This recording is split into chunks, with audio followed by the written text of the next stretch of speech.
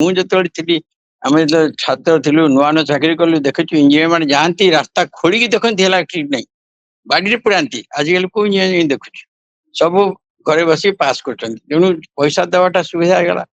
ପଇସା ଦେଲେ କାମ ନ ନେତାମାନେ ହେଇଥିଲେ ବି ଚାପ ପଇସା ମିଳିବ। ଦିଅନ୍ତି ଇଞ୍ଜିନିୟରଙ୍କ ଠାରୁ, ବ୍ୟୁରୋକ୍ରାଟ ମାନଙ୍କ ଠାରୁ। କେବଳ କେବଳ ଇଞ୍ଜିନିୟର ନୁହନ୍ତି। ଆପଣ ଧରନ୍ତୁ ଆପଣ ଜମି ଖଣ୍ଡ ଗଣ୍ଡଗୋଳ ଅଛି କଣ କରିବାକୁ ଆରେଇ ପଇସା ନେବା ଆପଣଠୁ। ଆପଣ ଯୋଉ ଜମି ଯଦି ସରକାରୀ ଜଙ୍ଗଲ ଭିତରେ ପଶି କଣ କାଟୁଛନ୍ତି ଡିଏଫଓ ତାଙ୍କ ସେ ବନ କର୍ମଚାରୀ ମାନେ ପଇସା ନେବେ। ଆପଣ ଯଦି ଖଣି ବିଷୟରେ କିଛି ମାଗୁଛନ୍ତି ସେଇ ଖଣି ଇନ୍ସପେକ୍ଟର ତାଙ୍କର ଯିଏ ସେକ୍ରେଟାରୀ ରାଙ୍କ ପର୍ଯ୍ୟନ୍ତ ସେ ବି ନେଇ ପଳିବେ। ସବୁ କ୍ଷେତ୍ରରେ ଅଛି। ମଦ କାରବାର ଆପଣ ବନ୍ଦ କରିଦେବି ଆପଣ ପଇସା ନଦେଲେ ସେ ବି ଗୋଟେ ଅଛି। ସବୁ କାମରେ ପଇସା ନେବାର ବନ୍ଦୋବସ୍ତ ସୁବିଧା ଅଛି।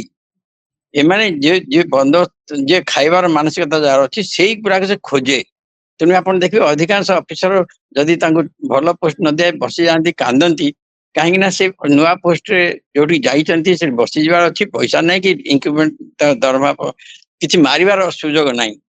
ତେଣୁ ଯୋଉମାନଙ୍କୁ ସବୁ ଏମଏଲଏ ମାନଙ୍କୁ କୁହାଯାଏ ଚେୟାରମ୍ୟାନ ହୁଆ ଅମକ ସେ କଣ କରନ୍ତି ପ୍ରଥମେ ଚେୟାରମ୍ୟାନ କି ସମିତି ଖୋଜନ୍ତି ପୋଷ୍ଟ ଫୋଷ୍ଟ ଅଛି କି ନାହିଁ ଜବରଦସ୍ତି କରିକି ପୋଷ୍ଟ ତିଆରି କରିବେ।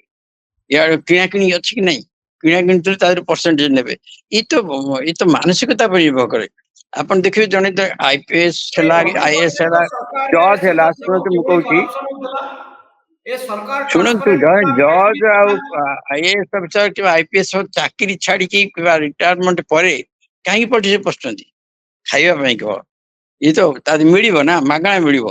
ଆଉ ଯୋଉ ନେତାମାନେ ତାଙ୍କୁ ନେଉଛନ୍ତି କାହିଁକି ନେଉଛନ୍ତି ସେମାନେ ଖାଇବାରେ ସାହାଯ୍ୟ କରିବେ। ଆମେ ନେତା ଭଲ ବୋଲି ଭାବିକି ଦେବାରେ ଭୋଟ ଦଉଛୁ ଭୋଟ ଯାହାକୁ ଦଉଛୁ ସେ ଖଣ୍ଟ ଚୋର ହେଇଥିଲେ ବି ଆମେ ଦଉଛୁ କାହିଁକିନା ନେତାଟାକୁ ଭଲ ପାଉଛୁ ବୋଲି। ତେଣୁ ଯୋଉ ନେତା ତାଙ୍କୁ ପ୍ରଶ୍ରୟ ଦଉଛି ଯେତେ ସାଧୁ ହେଲେ ବି ସେ ଖରାପକୁ ପ୍ରଶ୍ରୟ ଦଉଛି ମାନେ ତାଙ୍କ ପ୍ରଚ୍ଛନ୍ନରେ ସେ ଖରାପ ନେତା।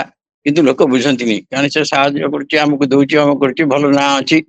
ତେଣୁ ସେ ମୁଁ ନାଁ କାହାକୁ କହିବିନି ନେତା ମାନେ ଏମିତି ନେତାଙ୍କୁ ଭୋଟ ଦେବାକୁ ହେଲେ ନେତାକୁ ମୁଖ୍ୟମନ୍ତ୍ରୀ କରିବାକୁ ହେଲେ କି ପ୍ରଧାନମନ୍ତ୍ରୀ କରିବାକୁ ହେଲେ ତାଙ୍କର ଯାହାକୁ ଠିଆ କରିବେ ତାକୁ ଭୋଟ ଦେବାକୁ ପଡିବ। ସେ ଖାଉ ପିଉ ଯାହା କରୁ କିନ୍ତୁ ପ୍ରକୃତ ଯୋଉମାନେ ଏଇ ଦ୍ଵାରା ଉପକୃତ ହେଇକି ଭୋଟ ଦିଅନ୍ତି ସେମାନେ ଖାଇବା ଲୋକଙ୍କ ଦ୍ଵାରା ଉପକୃତ ହେଇନଥାନ୍ତି କିମ୍ବା ମାନେ କ୍ଷତିରେ ପଡିନଥାନ୍ତି। ତେଣୁ ସେମାନେ ବୁଝନ୍ତିନି ଯେ ଏମିତି କାରବାର ହଉଛି ବୋଲି।